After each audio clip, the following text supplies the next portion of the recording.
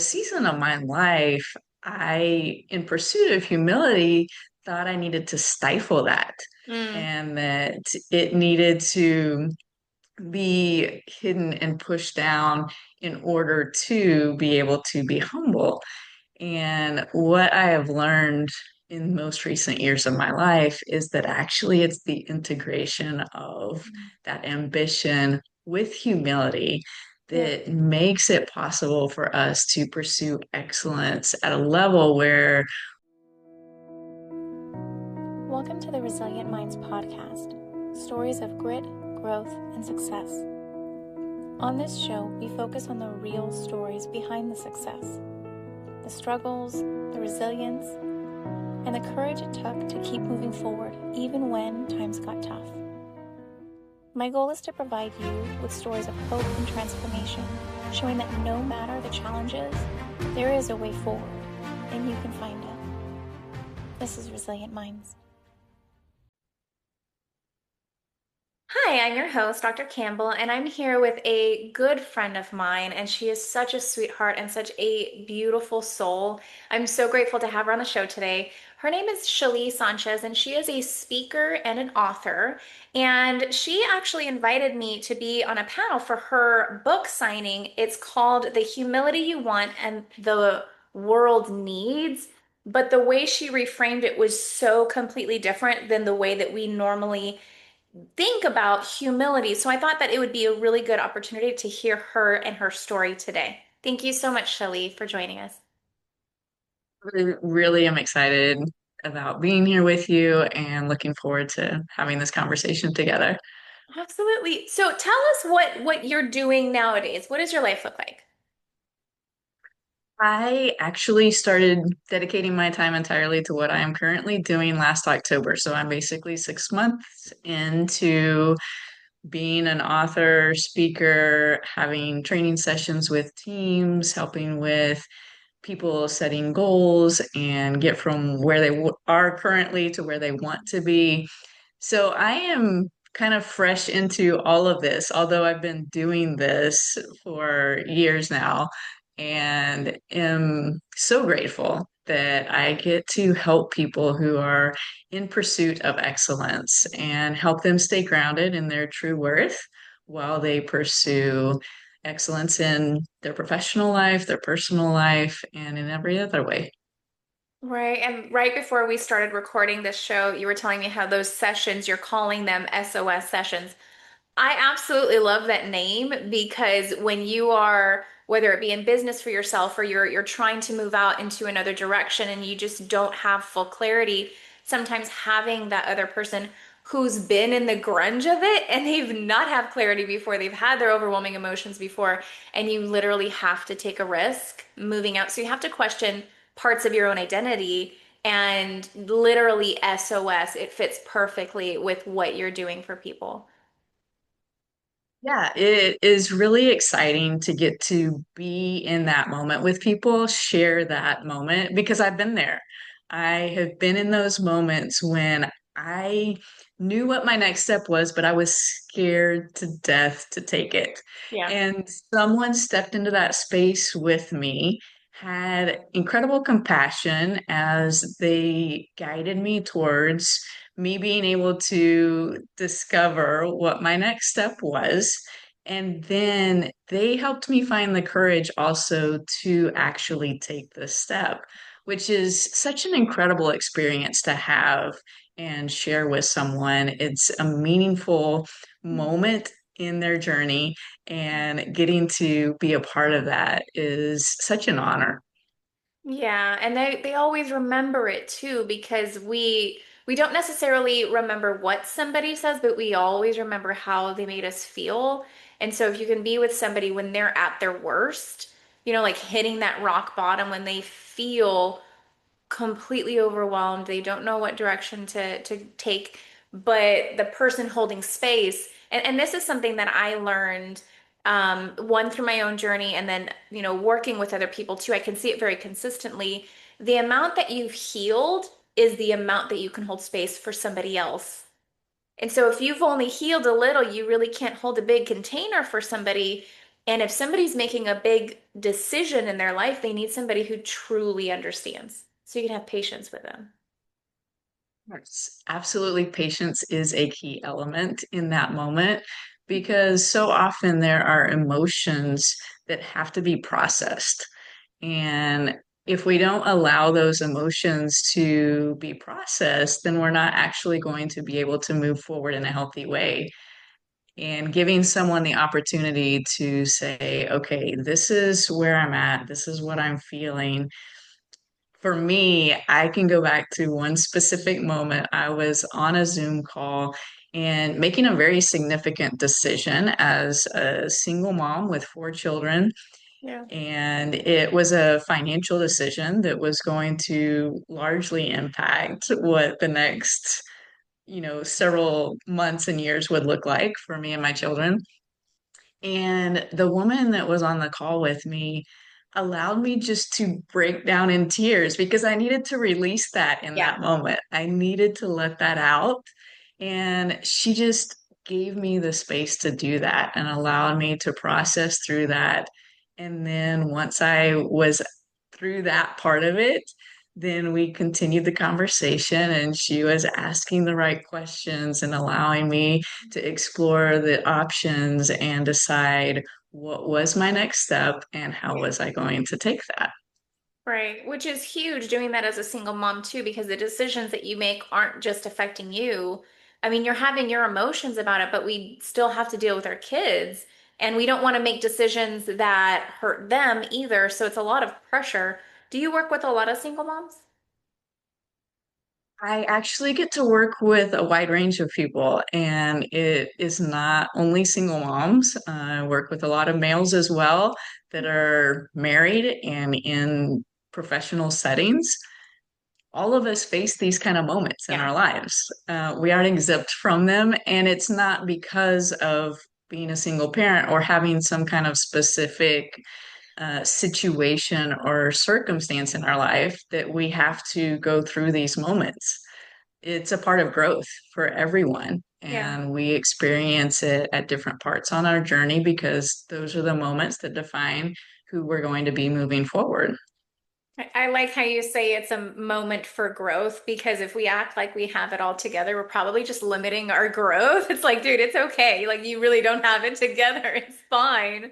So the sooner we say that and then we feel those emotions, it can come up, like you said, and then release, and then we can get to work, right? Like whatever that is that we needed clarity on.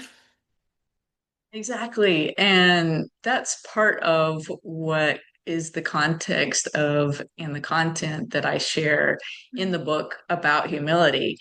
Us posturing ourselves with that kind of attitude where we recognize that we don't know everything and we invite people to be a part of our journey simply because we know that someone else is going to know something or have a perspective that we don't have. And giving that opportunity for someone else to speak into what our journey is going to look like really comes from being able to say, I'm not going to rely on my own limited knowledge, which all of our knowledge is limited. None of us have everything figured out. And the collaboration and connection that comes from that is phenomenal. It's so beautiful when we open ourselves up to that and learn from each other in those moments. Yeah, I was very honored that you invite me to that panel because the title, if anybody, ever wants to connect with you to get this book, you have it on Amazon, right? Yes, that is correct. And if you're looking on YouTube, it's called, I have the picture, but for everybody else who's on audio, it's called The Humility You Want and the World Needs. The reason why I was so honored was because you're wonderful, and I felt so honored for you to invite me. But the name of it, it perfectly depicted what your message was because we're reframing what humility is. That's what you did in this book, and that's what you stand for because the title of the panel was humility with ambition or humility and ambition. And to have that balance, and I think you in your life through your transformation have fully embodied this where you are incredibly strong and you are capable and you are standing on your own 2 feet and you're helping so many people, but you also have this beautiful humility. And so it really highlights your heart with it. So this was your first book. You're working on your second one. Can you tell me what transpired with you right after you wrote this first one and when you realized that you needed to write the second one? Yes, I was actually working full time as the director of revenue at a nonprofit when I published The Humility You Want and the World Needs. And that had been something that was a seed growing for about 7 years in me that then unexpectedly I had an opportunity to connect with some writing coaches and made it possible for the book to be birthed and be available. I was really excited about that moment, but didn't have the intent of what has unfolded since then. Once the book was published, it blew me away with the opportunities to present to groups this concept that now, as I look back, across my entire life and see this thread of how I've been on this journey of discovering what true humility is and how to live in that place where I am very wildly ambitious because I'm an achiever. I'm an Enneagram 3. I'm, the one who is always setting goals and always making goals way bigger than I can even imagine. And so there's this highly competitive attitude that I have that for a season of my life, I, in pursuit of humility, thought I needed to stifle that Mm, and that it needed to be hidden and pushed down in order to be able to be humble.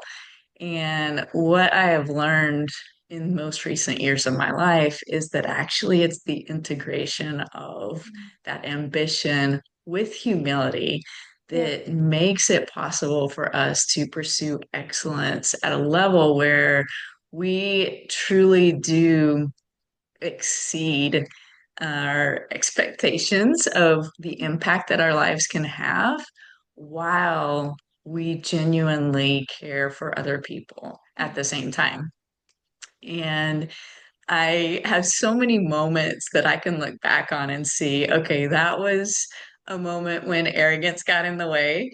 And this is a moment where humility truly was guiding. Yeah. And so I've been learning, and it's a lifelong journey, and getting to share that with people. Now that this book is available, it's really a tool that opens up these conversations. And once that started happening, I started seeing how powerful this message is and how many people are hungry for it. That was, I think, the biggest surprise for me is that I would meet people in the mall from, ranging from in their early 20s to in their 70s, just in all different places at the gym, on walks, and have these opportunities to have conversations with people about how humility impacts their life and how they've seen the damage that arrogance does. I've come to this point of using the term arrogance Mm, instead of pride because mm, pride is neutral. It can be positive and negative, right. and pride can have this sense of dignity and satisfaction of a job well done. I'm super proud of my kids. They are amazing. And so we have that sense of pride that's positive and healthy and good. And then pride, when it turns into arrogance, is very damaging. It creates division and causes damage and harm and destruction. So that's the those are the opposing uh, Yeah. factors that we have opportunity to choose between. Right. Well, one of the things that I love that you stand for too is how you reframed humility. Not only can ambition be there, which includes the pride part, right? But it's the fact that humility doesn't mean to make yourself small or to be a martyr.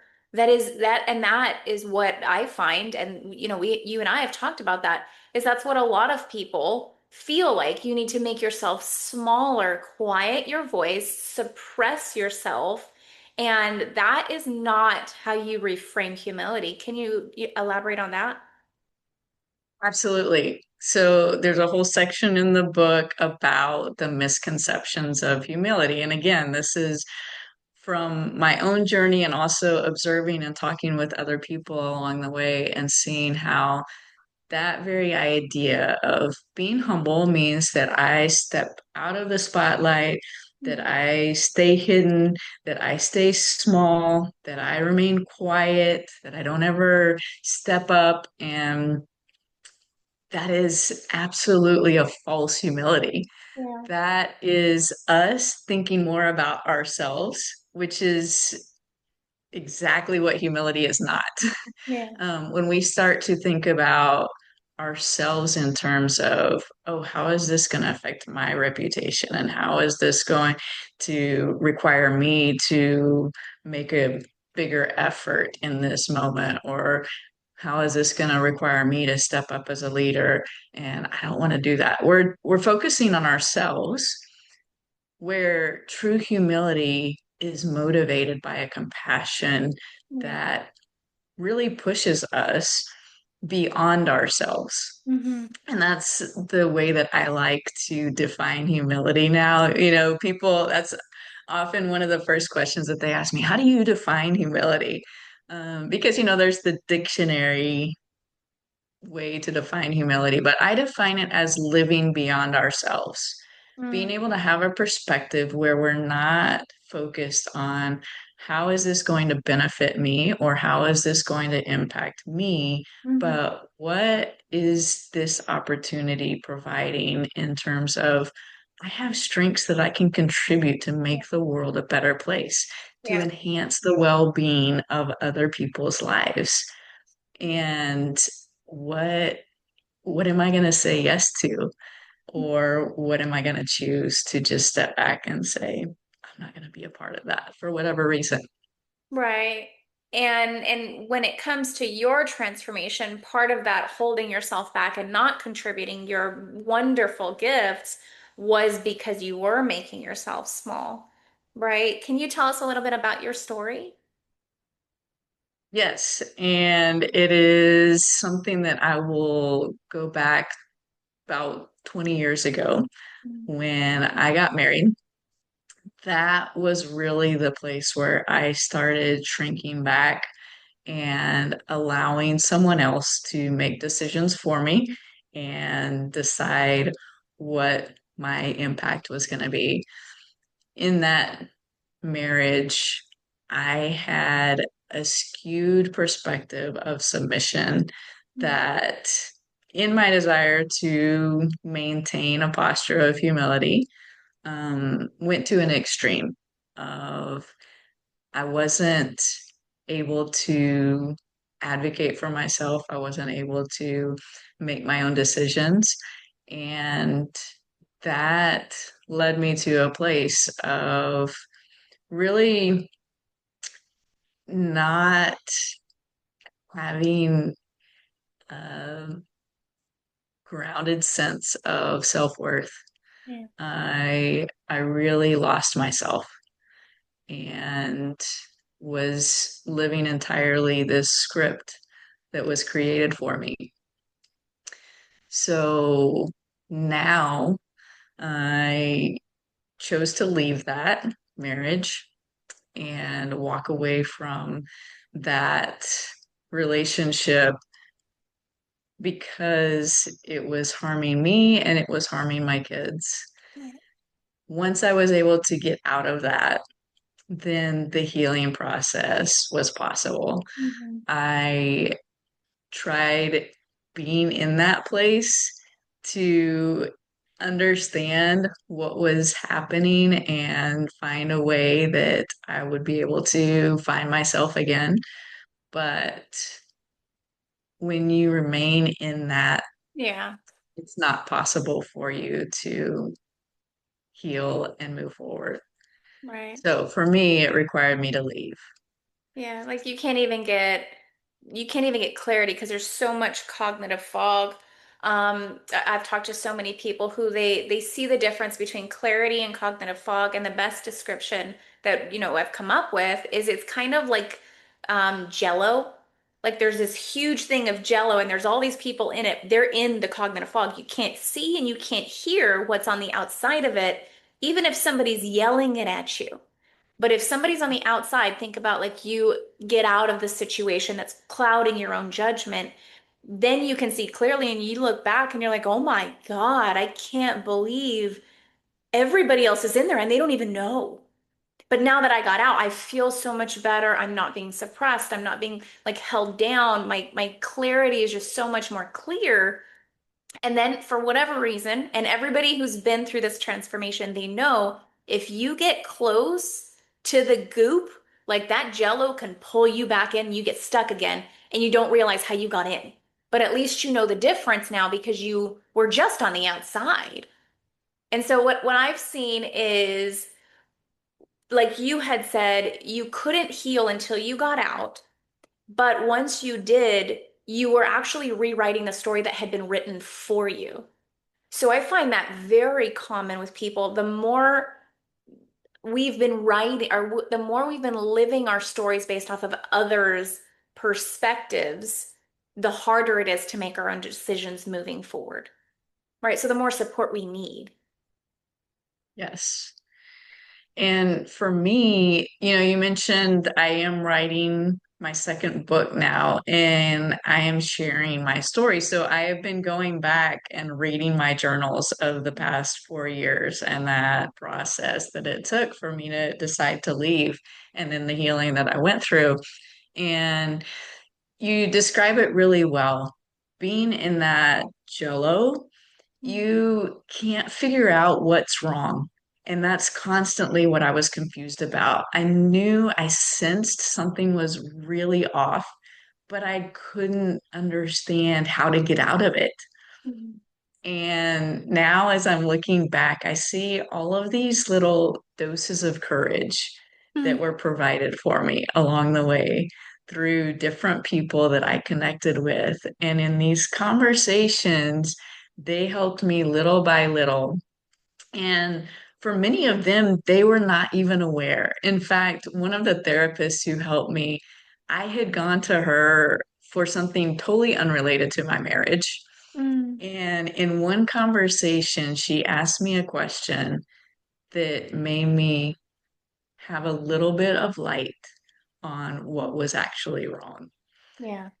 And I actually, as I was going through and writing that part in my book, I said, I'm going to reach out to her again and send her an email. So I did, and I thanked her and I told her, this is where I'm at now, 2.5 years later. And that session with you impacted me being able to get here.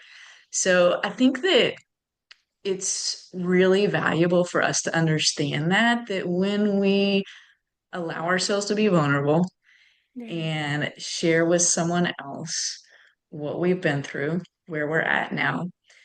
Those little moments add up and it makes it possible for us to move forward. So that was a significant moment for me that she had no idea. And then there was another, a few months later, there was another woman who shared her story. She had no idea the impact that it had when I was listening to her talk about it. I actually saw her recently at an event and got to tell her too. But it's incredible to see how these moments in our lives are so significant when we're open to finding the truth. Yeah. And I think that you hit the nail on the head when you said the other therapist was holding space for you, right? Which we were just talking about. And that allowed you to have a little bit of light shed on the situation. So when we can't see clearly, one, of course, being mindful of the people that we have around you because they may not be the healthiest. But what I've seen, and of course experienced myself, and I would love to know your opinion on this, is using people as sounding boards who have been through the journey and they know how to hold space So they're not telling you what to do. They're not kind of controlling you. They completely understand if you're still in the jello, that's okay. They're just, holding space for you with where you're at. But if you're ready to jump out of the jello, they also support you in that. So it's kind of like they're meeting you where you're at because they've already worked on their stuff. They don't need you to do something specific with your journey. Definitely. And again, that ties back to the humility aspect of us being able to understand that we are part of a much bigger picture. And so someone who is healed will be able to see, okay, I'm in this moment with this person. I'm not going to provide them the entire package. Yeah. I get to give them this part of it. And so they'll be able to recognize where you're at and what it is that in that moment you're able to do. Because sometimes we're not ready to take that decision of leaving, but we are ready to maybe talk to someone about it, Mm. or we're ready to actually accept this is the situation that I'm in, Right. which all of those parts in the journey are important and necessary. Right. And I've noticed from my own personal journey too, and it was very hard for me to accept this, but I cannot share, especially if I'm needing something emotional, like emotional support or comfort or something.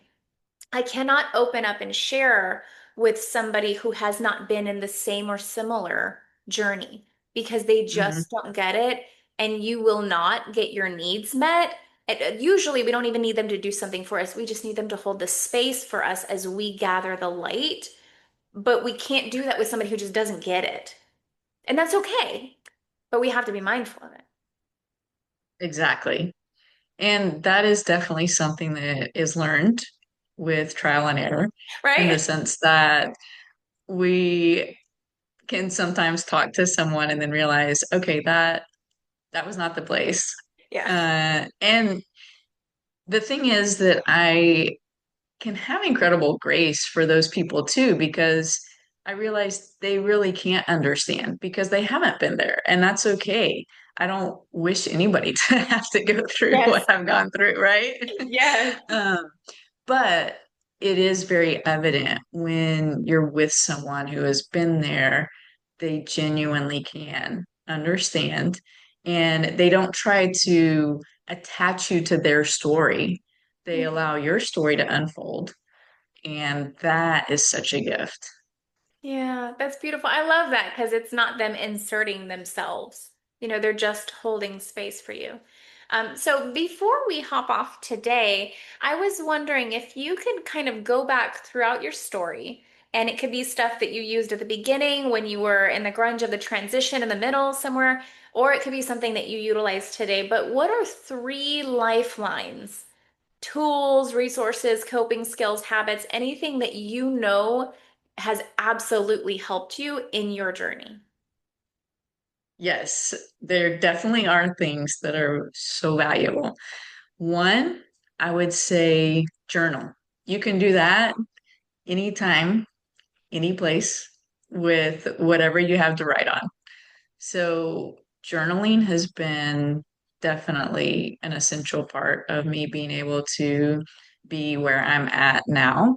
Mhm. The second thing that I would say is there are extremely gifted coaches and therapists who help us along the way. Right. And having the opportunity to be in that place of receiving coaching or Yeah. having the input from a therapist is so beneficial. It has been extremely beneficial for me. And one of the things that can be an obstacle is the cost of having a coach or a therapist. Mhm. What I've learned though is that there will always be a way, Mhm. and it's a matter of looking for the opportunity and pursuing it. Right. So those two, journaling and then finding a coach, a therapist, specifically uh in the healing process, finding therapists who are trained in trauma or in healing, Yeah. in whatever specific stage you're at Yeah. is really a key. And then the third thing that I would say is continually feeding myself with resources, books, podcasts, listening to other people Mm. and allowing them to give me a clearer perspective of Right. my own worth, a clearer perspective of my purpose, a clearer perspective of the talents, gifts, strengths that I have, and how to develop those, how to maximize those. Just an ongoing desire to learn and grow. Yeah. I love how you phrase that because you're not just reading the books and listening to the podcast to get the information from them. That's part of it, but you're also seeing yourself differently. So as you grow, a lot of people don't realize like it's a lot of it you're just trying to be able to see yourself clearly. And then once you start seeing yourself clearly, it's like, why did I even do that? Like, why did I stay in that situation or why did I give into that? Like, it doesn't make any sense because it really just doesn't resonate with you. So, as you are going through the journey, reading the books and listening to the podcasts or hiring the coaches and therapists who have been through it, who understand it, making sure that they truly resonate with you at the place that you're at. Because something 6 years ago is not going to be the same today. And the same thing 3 years from now. Yes, I think that's so important what you just said because we need to recognize our own growth as well and not default to, oh, well, 3 years ago, this is what worked for me. No, where Right. am I at right now? And what is going to help me grow from where I'm at into the next chapter of my own life? Right. Absolutely. Well, thank you so much for your time today. I appreciate you. This has been absolutely a joy. Thank you. Thank you.